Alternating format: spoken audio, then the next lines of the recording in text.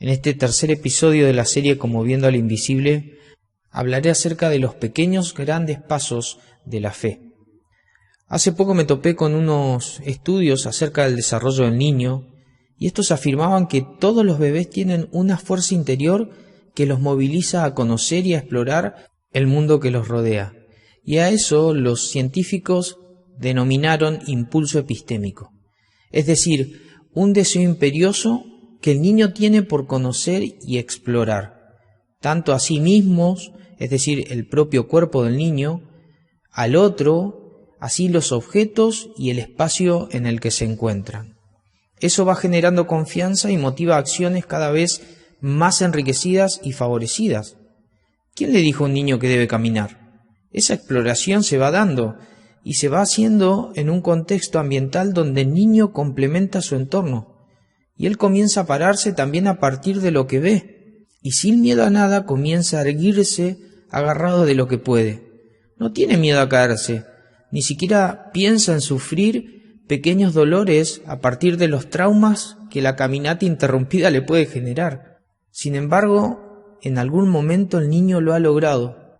Puede erguirse con naturalidad, mantener el equilibrio y dar pasos según su propio deseo.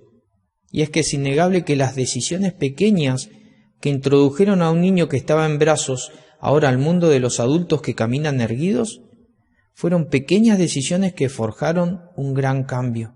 Y es que la vida del hombre se basa en decisiones.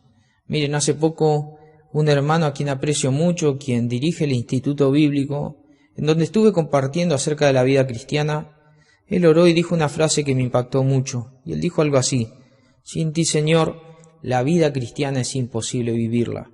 Me hizo recordar a cuando Jesucristo dijo: porque separados de mí, nada podéis hacer. Hermanos, tratar de vivir la vida cristiana en nuestra propia fuerza es como un barco en tierra seca. De hecho, la vida cristiana no solo es difícil, es imposible sin el poder del Espíritu Santo. Y el llamado que Dios nos hace por su Evangelio realmente adquiere una dimensión mucho más comprendida en la medida en que el cristiano transita su vida bajo la perspectiva de fe que afirma tener en Jesús. No damos grandes pasos, somos como aquel niño que comienza a erguirse y comienza a tener problemas hasta poder estar de pie. Y así como esas pequeñas caídas, tropezones y aún los llantos, así también son las confrontaciones las que a veces nos ponen en estrecho entre la espada y la pared. No solo en cuanto a los valores que sostenemos, sino en cuanto a la fe que decimos tener. Allí, en esas situaciones difíciles, es donde uno ya no puede evitarse, es que no podemos escondernos a nosotros mismos, y menos del compromiso que asumimos en cuanto a seguir a Cristo, pero también de las acciones que esa decisión conlleva. Y fue a partir de esto que meditaba en Moisés. El camino de ser criado por la hija de Faraón no le debe haber sido un estímulo hacia la espiritualidad hebrea, y mucho menos sin yerros espirituales.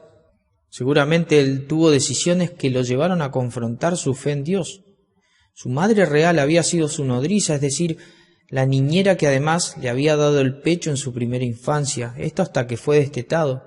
Y como relata Lucas, según predicó Esteban allí en Hechos 7:21, que cuando sus padres tuvieron que abandonarlo, la hija de Faraón lo adoptó y lo crió como su propio hijo. Y el verso 22 dice que a Moisés le enseñaron toda la sabiduría de los egipcios y era poderoso tanto en palabras como en acciones. Pero en algún momento se nos va a decir en Hebreos 11:24, por la fe Moisés, hecho ya grande, rehusó llamarse hijo de la hija de Faraón. Nosotros podemos entender a través de la historia que Dios preparó a Moisés a partir de las bases de la fe hebrea. Permitió que sea criado junto a su familia, pero luego Dios permitió también que él participe de un contexto en el que nosotros podríamos afirmar que era espiritualmente adverso, lleno de influencias que iban a poner a prueba las virtudes de obedecer la ley de Dios. Miren, hermanos, no siempre podemos estar seguros de lo que va a suceder. Podemos esperar algo, pero la fe exige un obrar con determinación. Del mismo modo que la fe tampoco puede evitar las expectativas realistas, es decir, al asumir la fe también se asumen los riesgos. Los sucesos los esperamos en la medida que tomamos las decisiones, Pero también dentro nuestro hay crisis, porque ciertas decisiones se conviven con cierto temor interior. Y esto le sucedió a los padres de Moisés. Ellos tuvieron una crisis existencial acerca de asumir los riesgos del todo y nada, solo a partir de la supervivencia de Moisés. Fíjate que la crisis vivenciada en ese núcleo familiar implicaba la vida de Moisés o la vida de todos. Cuando el texto afirma que los padres de Moisés no temieron el edicto del rey, deberíamos entender que el autor a los hebreos no está negando la crisis ni el miedo natural que esa situación ameritaba. De hecho, se nos dice que los padres escondieron al niño. Y este acto de esconder conlleva una acción de fe, cierto, pero a partir del temor natural que el niño le sea quitado por el poder militar de los egipcios y entonces sea llevado al río Nilo para ser ahogado. Si no hubiera habido temor, los padres hubieran tentado la circunstancia exponiendo a Moisés públicamente, y sin embargo entendemos que eso no fue lo que sucedió. Quizás, hermanos, muchas veces recibiste una prédica de un llamado de fe totalmente distanciado de la realidad humana, a partir de un lenguaje de heroísmo que nada tiene que ver con la convicción y la certeza que la fe representa. Los miedos interiores existirán en nosotros y van a existir. Nadie deja de ser cristiano por alguna clase de temor que afronta en su propia vida. Pero ese no es el hecho. La fe puede ayudarnos a descansar en medio de la instancia que tememos. O en definitiva, la fe puede ayudarnos a permitir que Dios guíe la barca a partir de su control providencial en nuestra circunstancia. Y más cuando sabemos nosotros que nada podemos hacer con respecto a la misma. Y es que la fe en sí misma contempla un desarrollo, un progreso. Por eso, en el verso 12:3 de Hebreos, se nos dice que consideremos a aquel que sufrió tal contradicción de pecadores contra sí mismo, para que nuestro ánimo no se canse hasta desmayar. Dicho de otro modo, existe la posibilidad de que nos desanimemos, pero somos llamados a mirar al Señor para que Él infunda en nosotros la fortaleza necesaria para que nuestra fe sea perfeccionada. Y adentrándonos en el desarrollo de la vida de fe de Moisés, vemos que él pasó tiempo construyendo su persona bajo el estatus influyente que también reconoce Esteban al decir que Moisés, a partir de la formación que tuvo en Egipto, logró ser un hombre poderoso en lo que decía tanto como en lo que hacía. Y es que a partir de su identidad como heredero de Faraón, todo para Moisés estaba al alcance de la mano. Él tenía el palacio, la autoridad.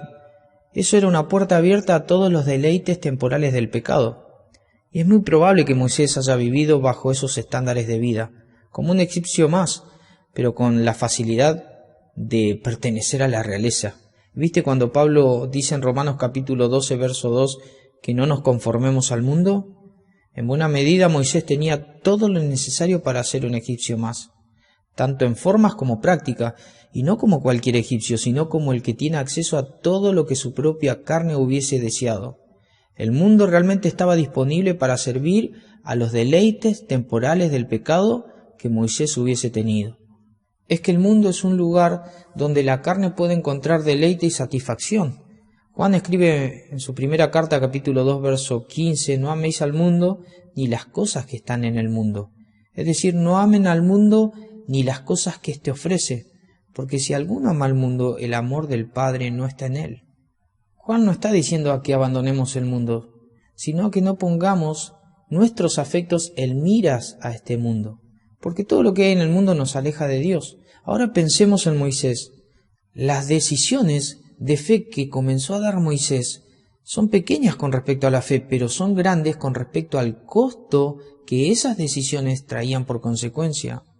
Porque lo primero en asumir fue su verdadera identidad, como judío en medio de una sociedad en la que él, mientras se daba lujos y deleites a partir de su posición, el pueblo al que pertenecía era subyugado a la esclavitud. Yo me imagino a Moisés presenciando muchas veces tratos injustos hacia sus hermanos los hebreos, y él luchando entre dos pensamientos, uno con respecto de amar aquello que lo volvió un egipcio, y como egipcio había mucho en juego, porque el imperio le garantizaba seguridad, deleite, riquezas y todas esas cosas que el hombre común sueña para vivir aquí. Pero por el otro lado, había un vacío que Egipto no podía satisfacer en Moisés. Aquello que tiene que ver con Dios, con su voluntad, con la paz que viene de la verdad de amar a Dios antes que al mundo. Moisés, para volver en sí, la primera decisión no la basó en grandes proezas, sino en asimilar su verdadera identidad como judío, a partir de rehusar y rechazar esa identidad que lo mantenía lejos del llamado que Dios iba a obrar en él. Y es esta identidad un tema muy importante. Fue allí, en 1 Reyes capítulo 18-21, que se acercó Elías a todo el pueblo y dijo: ¿Hasta cuándo claudicaréis vosotros entre dos pensamientos? Si Jehová es Dios, seguidle, y si Baal, id en pos de él. Y saben, el pueblo no respondió palabra. Santiago nos va a decir en el capítulo 1, verso 8, que el hombre de doble ánimo es inconstante en todos sus caminos. Es decir, el hombre que tiene su lealtad dividida entre Dios y el mundo será inestable en todo lo que hace. Hermanos, la primera decisión no se basa tanto en lo que haré por fe, sino quién soy a partir de la fe que puse a los pies del Señor. ¿Viste el coro ese que dice: quiero identificarme con Cristo? Donde quiera que esté, que sepa la gente que vivo por Él, y que el mundo conozca que Cristo es real, y no solamente palabras. Con Cristo en este mundo me quiero identificar. Y es que muchas veces las decisiones que debemos tomar, favoreciendo muchas de ellas nuestra relación con Dios, otras que permitan nuestro crecimiento en la fe, muchas veces son buenas decisiones, pero están desprovistas de poder, porque nuestro corazón claudica entre dos pensamientos, a partir de que no asumimos que pertenecemos al Señor. Es inquietante que mientras nosotros no nos hacemos cargo y nos responsabilizamos de lo que nuestra identidad implica, nuestro Señor se ha identificado con nosotros. Y el autor a los Hebreos dice que Él no se avergüenza de llamarnos hermanos, capítulo 2, verso 11. Cristo no renegó de asumir su identidad con nosotros, porque como dice el capítulo 2, 17, nuestro Señor debía ser semejante a sus hermanos, a tal punto que se compadece de nuestras debilidades, porque Él también fue tentado en todo, pero no cometió pecado alguno, capítulo 4, verso 15. Así todo Él no se avergüenza, no siente antipatía de llamarse hermano nuestro. Por eso la exhortación es aferrarnos a nuestra profesión de fe, aferrarnos a lo que creemos, a identificarnos como Él lo ha hecho con nosotros. Esto está en el 4:14. Hermanos, no habrá decisiones de fe si no hay convicciones que forjen nuestra identidad en el Señor. Y en la misma medida en que muchos debemos aprender a identificarnos con el Salvador, también sé personalmente que en medio de nuestra iglesia hay hombres y mujeres que crecen todos los días a partir de su identidad con Él. Y eso se ve en medio de las pruebas, se ve en la fidelidad, se ve en la permanencia que solo alguien identificado con Cristo puede evidenciar. Los animo, hermanos, porque esa misma conducta también favorece a los que deseamos progresar en nuestra vida como hijos de Dios, como hombres de fe. Hermanos, a todos les animo a orar por esto, porque una iglesia que se identifica con el Señor indudablemente será una iglesia que progrese en la fe. Les amo en el Señor y que sean bendecidos en este día.